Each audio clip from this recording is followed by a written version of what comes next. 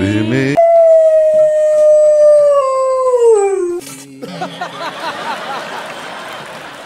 আরে না না, তোমরা প্রথমে গানটা শুনলে কি হবে? আজকে কিন্তু ভিডিওর টপিকে গান নয়। আজকের ভিডিওর টপিক হচ্ছে তৃণমূলের কিছু নেতা যারা জেল থেকে বেরোনোর পরে মানুষের সমর্থন তারা এত পরিমাণে পেয়েছেন যে তারা ধরাকে সরা জ্ঞান করেছেন। তো আজকে সেই সব নেতাদেরকে নিয়ে কথা হবে যারা চুরির দায় অভিযুক্ত এবং অনেকদিন যাবৎ জেল খাটার পরে তারা এখন জামিনে মুক্ত আছেন। তো চলো আর বেশি না বকে ভাট, আজকের ভিডিওটা শুরু করা যাক। ও হে বাঙালি, হ্যালো বাঙালি, নমস্কার বাঙালি, কেমন আছো সবাই? আশা করি অনেক অনেক ভালো আছো। তো আজকে আর একটা নতুন ভিডিওতে তোমাদের সবাইকে জানাই অনেক অনেক স্বাগত। আজকের পর্বের ভিডিওতে থাকছে মদন মিত্র, কুণাল ঘোষ এবং অনুব্রত মণ্ডল। এদেরকে নিয়েই আজকের ভিডিওর মূল টপিক। অনুব্রত মণ্ডল তিনি হুডখোলা জিপে করে যাচ্ছেন এবং প্রচুর মানুষ কিন্তু ইতিমধ্যেই সে মিছিলে যোগদান করেছেন। আজ প্রথমবার পশ্চিমবঙ্গের মানুষের জন্য খুব কষ্ট হচ্ছে। এই লোকটা যখন প্রথমবার জেল থেকে বেরিয়েছিল তুই নাকি ফুল দিয়ে সম্বর্ধনা জানিয়েছিল মানুষ। আমাদের একটা জিনিস বুঝতে খুব অসুবিধা হচ্ছে যে মানুষ কিসের জন্য বা কোন কারণে এর মাথায় পুষ্প বৃষ্টি করে একে স্বাগত জানিয়েছিল। এ কি কোনো জায়গায় রাজা নাকি কোথাও কোনো মসিহা? রাজারা যেমন যুদ্ধ করে জিতে বাড়িতে এলে বা তাদের দুর্গে এলে তখন তাদের যে দাসীরা আছে তাদের উপর পুষ্প বৃষ্টি করতো তাকে সম্মান জানানোর জন্য। তো অনুব্রত মণ্ডলকে এরা কিসের জন্য সম্মান জ্ঞাপন করছে সেটা আমরা বুঝতে পারছি না। পাথর চুরি, গরু চুরি, কয়লা চুরি, এরপরে বিভিন্ন রকমের মানুষের শোষণ করা, সাধারণ মানুষের টাকা চুরি, এইসব চুরির জন্য হয়তো মানুষ তাকেই সম্মান জানাচ্ছে। আসলে এখনকার বর্তমান প্রজন্মে কি হয়েছে জানো তো? একটা মানুষ যে তোমার ক্ষতি করছে তুমি কিন্তু সেই মানুষটার কাছেই বেশি যাচ্ছ বা তার কথাটাই বেশি ভাবছো। তুমি ভাবছো না যে তোমার ক্ষতি করছে না, যে তোমার ভালো চায়, তুমি তার কথা শুনতেই চাও না, তোমার তার কথা শোনার কোনো ইচ্ছেই নেই। সামান্য কটা দিন অতটুকু সুখের জন্য তুমি যার পেছনে ঘুরছো সে 4 দিন পরে জেলে থাকবে, আর তুমি কি করে খাবে, তুমি কি করে পড়বে, তুমি কি করে বাঁচবে সেটা নিয়ে তার কোনো মাথা ব্যথা নেই। Thanks, love you. একটা জেল ফেরত দাগি আসামি চুরির দায় অভিযুক্ত, সে পশ্চিমবঙ্গে একটা দলের হয়ে প্রচার করছে। আবার দলটার নাম কি? তৃণমূল কংগ্রেস। তো এই দলটার উপরে অনেক চুরিরই বদনাম আছে। তো চুরির দলে চোরেরা প্রচার করবে, এটাই তো স্বাভাবিক। তো এখানটা আমি কেন বলছি? আমি বলছি এই কারণে যে যেই মানুষটা চুরি করলো, যার চুরি প্রমাণিত হলো, যে মানুষটা জেল খাটলো এতদিন ধরে, যার অ্যাকাউন্টগুলো সব সিজ হয়ে গেল, যে মানুষটা রাস্তায় টোল ট্যাক্স বসিয়ে সাধারণ জনগণের পকেট থেকে পয়সা মেরে খেত, যে মানুষটা ডিয়াল লটারির উপরে তার নিজের আধিপত্য বিস্তার করে সে 4-5 বার ধরে লটারি থেকে পয়সা নিয়েছে, মানে সাধারণ মানুষকে শোষণ করা লোক, সেই লোকটাকে তৃণমূল সরকার প্রতীক হিসেবে কাজ করছে। মানে এই দলের চিন্তাভাবনা বা এই দলের চিন্তাধারা, এই দলের নীতি, এগুলো কোন পজিশনে গেছে তোমরা বুঝতে পারছো? সাধারণ জনগণ এখনো পর্যন্ত দেখো লাইন দিয়ে তার পেছনে আছে। মানে এদের যে কি স্বার্থ বা এদের যে কিসের টাকার এত লোভ আমরা বুঝতে পারছি না। একটা মানুষকে যদি মাসে 1000 টাকা দেওয়া হয় সে মানুষটার কতদিন চলবে? একটা দিন কি চলবে? একটা দিন, দুটো দিন, 3টে দিন চলবে, বাকি পুরো মাসটা চলবে কি করে? মানুষগুলোকে 200-500 টাকা দিয়ে এখানে ভাড়া করে এনে এত বড় বড় লাইন দেখানো হচ্ছে কিনা এরা আমার ফ্যান। পশ্চিমবঙ্গের রাজনীতি এখন ভাঁওতা রাজনীতিতে পরিণত হয়েছে। একদিকে হচ্ছে তোমার ধর্ম নিয়ে, আর একদিকে হচ্ছে তোমার চুরি নিয়ে। একজন মানুষ ধর্ম করে যাচ্ছে, অপরজন মানুষ লুটে যাচ্ছে। শুধু মানুষের ফোকাসের যে দিকগুলো সেগুলো থেকে মানুষকে বাইরের দিকে নিয়ে যাওয়া হচ্ছে, যার কোনো মূল ভিত্তি নেই। মানে ভিত্তিহীন রাজনীতি হচ্ছে। আর এই জেল ফেরত লোকেরা এরা কি রাজনীতি করবে? এদের শিক্ষাগত যোগ্যতা কত দূর? এরা রাজনীতির সম্পর্কে কিছু বোঝে? খালি আমাদের মা, আমাদের মমতাময়ী মা, আমাদের এটা সেটা। ফের ভাড়া বলছি যে ওলাউটো তোলাউটো ওই ঝামনা নিবংশে সব সিটি টার্গেট, গোটা ওয়েস্ট বেঙ্গল টার্গেট 230 থেকে 240। এই চোর তৃণমূলের এবারে টার্গেট হচ্ছে 240টা আসন। তো 240টা হলে আর বাদ বাকি অল্প স্বল্প আসন সেগুলো কেন বিরোধীদেরকে দিবি? সেগুলো 2-4 জন লোককে ভাড়া করে তাদের লোককে মেরে চেঁচে যা পারিস করে ওই আসনগুলো নিয়ে যা। পশ্চিমবঙ্গ বিরোধী শূন্য করে দে। পশ্চিমবঙ্গে আর বিধানসভা রেখে কোনো লাভ নেই। ওখানটায় তো নাটক দেখতে যাওয়া হয়, ওখানটায় তো যাত্রা দেখতে যাওয়া হয়। কিছু কিছু দিন অন্তর আমাদের মাননীয়া গিয়ে ওখানটায় অনেক বড় বড় করে ভাষণ দিয়ে কথা বলে আসে, এখানটায় ওটা করেছি, ওখানটায় এটা করেছি, আমাকে কেন বলবে? মানে সেখানটায় যেন কলতলা ঝগড়া হয়। ওটা বিধানসভার অধিবেশন হয় না কলতলার ঝগড়া। মহিলা মুখ্যমন্ত্রী বলে সে সবসময় ঝগড়াই করে যাচ্ছে। ও তাই নাকি? 10-12টা ফ্যামিলি তারা বরাবরই বিজেপি করে, মধ্যেখানে 2-3টে ফ্যামিলি তৃণমূলে এসছে। ওদের ওইটাই নিয়ম। যখনই বড় কোনো কিছু কাজ করি আমরা তখন ওই 10-12টা ফ্যামিলিকে নিয়ে তারা বিজেপি জয়েন করে। অনুব্রত মণ্ডল একজন দয়াবান মানুষ, এত দয়াবান যে তিনি ভোটটাই করতে দেন না। এখন তার ক্ষমতা একটুখানি ক্ষুণ্ণ হয়েছে বলে এখন তিনি ভোটের প্রচারে যাচ্ছেন। আমরা দেখেছি তার নীতি, গুড় বাতাসা চড়াম চড়াম কত কি বলে মানুষকে ভয় দেখিয়ে ভোটটা নিয়েছে। এরা এখন গণতন্ত্রের হয়ে প্রচার করতে যাচ্ছে। পশ্চিমবঙ্গে ভোট নামে প্রহসন হয়, আর আমরা সাধারণ মানুষ বোকাচুদার মতো গিয়ে ওখানে ভোট দিই। এটা সত্যি কথা। পশ্চিমবঙ্গের রাজনীতিতে সার্কাস এনে জুটিয়েছে। একদিকে মুখ্যমন্ত্রী নজরুলকে অপমান করছেন, তার কারণ হচ্ছেন উনি একজন প্রশাসনিক কর্তা হয়ে একটা কাজ করেছেন। সেই কাজটা আমি তোমাদেরকে শেষে দেখাচ্ছি। 26,000 যাদের কর্মচ্যুতির কথা সুপ্রিম কোর্টের রায় বলা হয়েছে, তো মাননীয় মুখ্যমন্ত্রী এবং রাজ্য সরকার তো সেই কর্মচ্যুতির রায়ের বিরোধিতা করছে। একজন মহান ব্যক্তি, তিনি 3 বছর ধরে জেল খেটেছেন এবং মুখ্যমন্ত্রীকে সকালে ঘুম থেকে ওঠা থেকে রাত্রে ঘুমোতে যাওয়া পর্যন্ত অবিরত গালাগালি করেছেন। তো তিনি এখন যখন তার স্বার্থ দেখেছেন তখন আবার মুখ্যমন্ত্রীর পায়ে এসে পড়েছেন। প্রথমে বলেছিলেন মুখ্যমন্ত্রী চোর, এখন বলছেন মুখ্যমন্ত্রী আমার মা মমতাময়ী দিদি। তিনি এদেরকে যে কি করে জাদু করেন বা তৃণমূলে শুধু চোরেরাই কেন যায়, সেটাই হচ্ছে আমাদের সব থেকে বড় প্রশ্ন।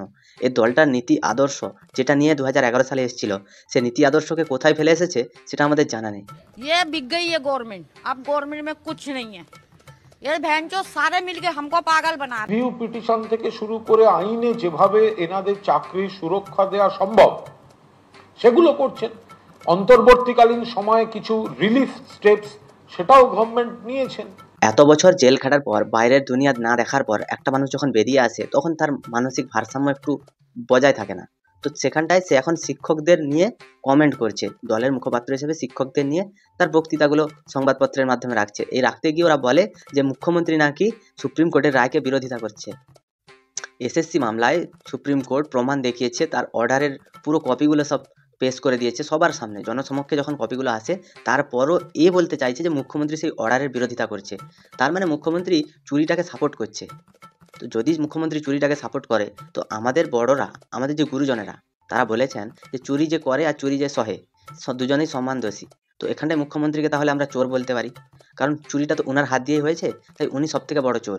কারণ যিনি দুর্নীতি দেখেও মুখ বুজে সহ্য করেছেন আর নিজের ইমেজটা ধরে রাখার জন্য আজকে 26,000কে বলির পাঁঠা বানিয়েছেন। যাদের চাকরি চলে গেছে বা চাকরি যেতে বসেছে, একটা কথা কিন্তু পশ্চিমবঙ্গের মানুষকে বুঝতে হবে যে দেখো, আমাদের দোষের জন্য কিন্তু চাকরিগুলো যায়নি, চাকরি গেছে মমতা বন্দ্যোপাধ্যায়ের অধীনস্থ সরকারের কিছু মন্ত্রীর চুরির দায়। একটা জিনিস আমাদেরকে এটাও বুঝতে হবে, যেই সব চাকরিহারাদের চাকরি এতদিন পর্যন্ত যারা চাকরি করেছে, তাদের চাকরি যে গেছে, তাদের প্রত্যেকের টাকা এবং তাদের প্রত্যেকের মাইনে বা ভাতা, সেগুলো কিন্তু পশ্চিমবঙ্গের মানুষকে ওরা বেঁচে থাকা পর্যন্ত বইতে হবে। পশ্চিমবঙ্গের মানুষ যে কি ভুল করে এই রাজ্যে জন্ম নিয়েছিল, এর থেকে পশ্চিমবঙ্গের মানুষ আফগানিস্তানে জন্ম নিলে সেখানে তালিবান সরকারের হাতে যা হোক শোষণ থেকে একটু মুক্তি পেত।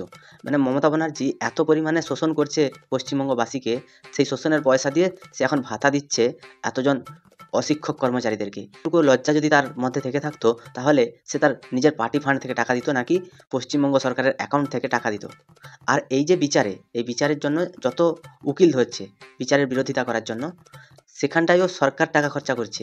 মানে এখানটায় চুরি করলো তোমার দলের লোকেরা, টাকা নিল তোমার দলের লোকেরা, আয়াসি করলো তোমার দলের লোকেরা, রাঁড়বাজি করলো তোমার দলের লোকেরা, সেখানটায় পশ্চিমবঙ্গের মানুষকে তার মাসুল দিতে হচ্ছে। তার কারণ হচ্ছে পশ্চিমবঙ্গের মানুষ তোমাকে ভোট দিয়েছিল, তোমাকে ক্ষমতায় এনেছিল। এটাই ছিল পশ্চিমবঙ্গের মানুষের সব থেকে বড় ভুল একটা ডিসিশন, যেটা এখন পশ্চিমবঙ্গের মানুষ হাড়ে হাড়ে টের পাচ্ছে। ভেবো না সব ঠিক হবে একদিন না একদিন। তো এখন যে সমস্ত রাজনৈতিক দলের আইনজীবীরা চাকরি খেতে হবে বলে যারা চাকরি খাওয়ার রাজনীতি করেছেন, যে বিজেপির সাংসদ আমি চাকরি খাওয়ার পক্ষে যারা বলেছেন, তা এখন তারাই আবার প্ররোচনা দিচ্ছেন এদেরকে। আমি একটা জিনিস বুঝতে পারি না, যে আজ থেকে এত বছর আগে কুণালবাবু যখন মমতা ব্যানার্জিকে চোর বলেছিলেন, জেলে বসে তিনি কার প্ররোচনায় প্ররোচিত হয়ে আজকে মুখ্যমন্ত্রীর দলে এসে তিনি মুখ্যমন্ত্রীকে ধোয়া তুলসী পাতা ভাবছেন। সুপ্রিম কোর্ট, দেশের সর্বোচ্চ আদালত, যেখানে একটা রায় দিয়েছে, সেই রায়ের এরা বিরোধিতা কি করে করে?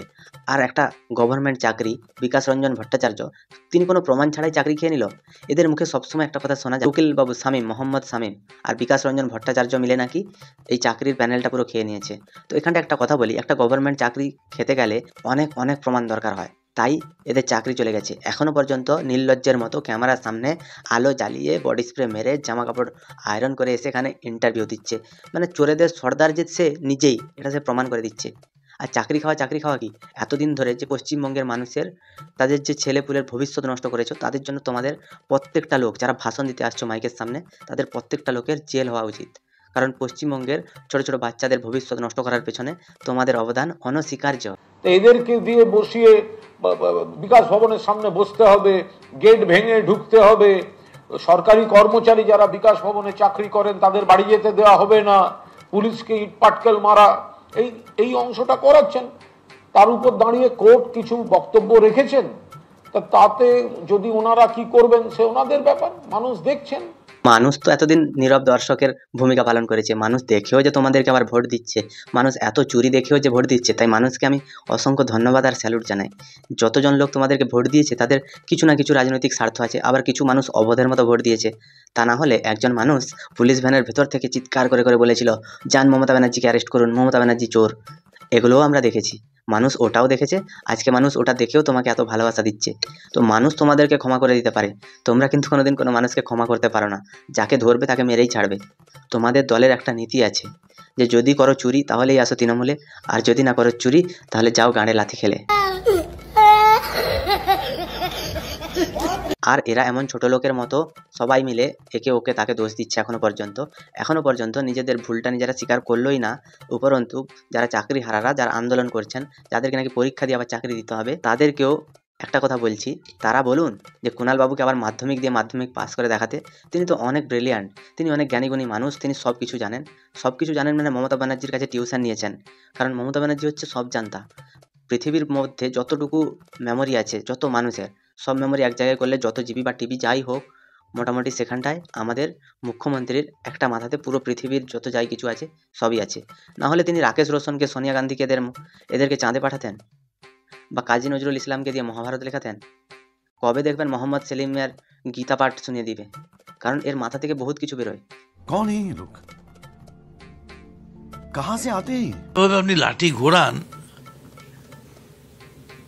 সেটা দেখলে ম্যাডাম ভয় পেয়ে যাবেন। তবে পশ্চিমবঙ্গে এখনো কিছু কিছু মানুষ আছে যাদের রক্তে দোষ আছে। হ্যাঁ, রক্তেই দোষ আছে। তার কারণ হচ্ছে কিছু কিছু মানুষ আছে যারা ঘরের বউর থেকে পরের বউয়ের দিকে বেশি নজর দেয়, বা বুড়ো বয়সে কচি মেয়েদের দিকে একটু বেশি নজর যায়। সেই রকম মানুষের মধ্যে আমাদের মদনদা হচ্ছে তাদের গুরুদেব। তার কারণ হচ্ছে দিনের বেলা আর রাতের বেলা ও 4 টাইমে মদ খেয়ে থাকে। সকালবেলা মুড়ি দিয়ে মদ, দুপুরবেলা হচ্ছে তোমার ভাত দিয়ে মদ, বিকেলবেলা হচ্ছে পকোড়া দিয়ে মদ, আর রাত্রে হচ্ছে বিরিয়ানি দিয়ে মদ। মদনদার পুরো ডায়েট আমার কাছে আছে। তো মদনদা যে নিজের বউকে ছেড়ে পরের বউয়ের প্রতি তার বেশি একটু আসক্তি, তো সেই মদনদা আজকে সংসার নিয়ে কথা বলছে, মানে ভাবা যায় এটা কি সম্ভব? সবসময় রহস্য হচ্ছে এটা যে আপনার বাইরের জীবন আর সংসারের জীবন দুটো আলাদা। এই সেই মদন মিত্র যে কিনা সুদীপ্ত সেনের কাছ থেকে টাকা নিয়ে জেল খেটেছিল, এই সেই মদন মিত্র যে রোজভ্যালির গৌতম কুণ্ডুর থেকে টাকা নিয়ে জেল খেটেছিল, আর আজকে সেই মদন মিত্র কামারহাটির বিধায়ক। মানে মানুষের একটা মাথার যে মস্তিষ্ক, তার ভাবনাগুলো তুমি বুঝতে পারছো? যে চুরি করছে মানুষ তাকেই ভোট দিচ্ছে। তার মানে মানুষের কেউ চুরি করুক না করুক, মানুষের কিছু যায় আসে না, হাওয়ায় হাওয়ায় ভোট দিচ্ছে। উন্নয়ন হোক কি না হোক, চোরকেই ভোট দেবো। খেতে পাই না পাই, চোরকেই ভোট দেবো। আর আমার ঘরে মেয়ে বোনরা রাস্তা দিয়ে বেরোতে পারুক কি না পারুক, চোরকেই ভোট দেবো। মানে মানুষ একটা জিনিস ভেবেই নিয়েছে যে চোরকেই ভোট দেবো। আর এদের চুরি সেজন্য বন্ধ হচ্ছে না। সিবিআই ইডি ডেলি এলেও বন্ধ হবে না, কারণ মানুষ যতদিন এদেরকে সাপোর্ট করবে ততদিন এরা জেলের বাইরে ঘুরবে। মানুষ যেদিন সাপোর্ট করা বন্ধ করে দেবে সেদিন ফাঁসির মঞ্চও তৈরি থাকবে, আর এদের বাইরে বেরানোও বন্ধ হয়ে যাবে, সব ঘরে তালা মেরে শুয়ে থাকবে। এবারে আসি গান নিয়ে। কাজী নজরুল ইসলাম বাঙালির কাছে একটা ইমোশন, বাঙালি তথা বাংলাদেশে সব জায়গার একটা ইমোশন। তো আমি যখন গান পারি না, তো আমি গানটাকে প্র্যাকটিস করার জন্য কি করব? আমি ঘরের ভেতরে প্র্যাকটিস করব, নাকি আমি মাইক্রোফোন নিয়ে স্টেজের উপরে উঠে গান প্র্যাকটিস করব?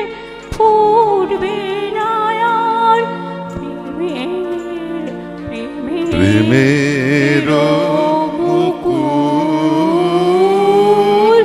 নয়ন ভরা জল গো, এই তুমি করো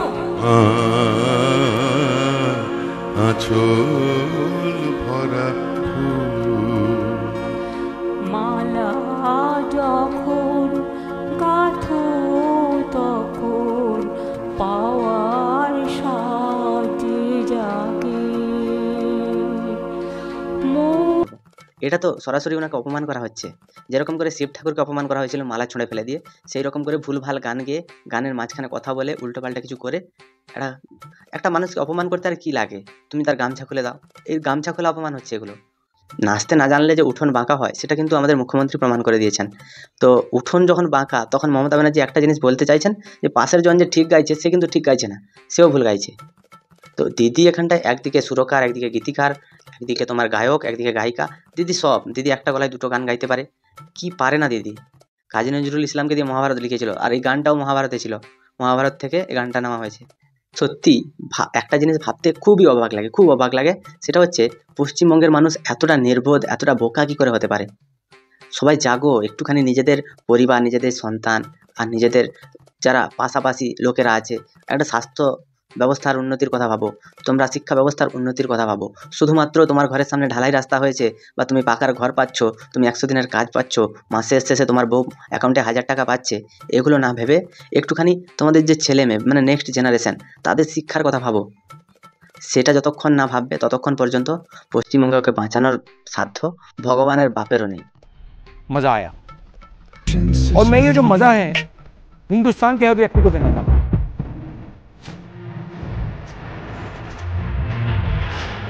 ভিডিওটাতে একটা লাইক করো আর কমেন্ট করে বলো যে ভিডিওটা তোমাদের কেমন লাগলো। সবাই ভালো থেকো, সুস্থ থেকো, সাবধানে থেকো আর দেখতে থাকো বাংলার কোণে ঘর।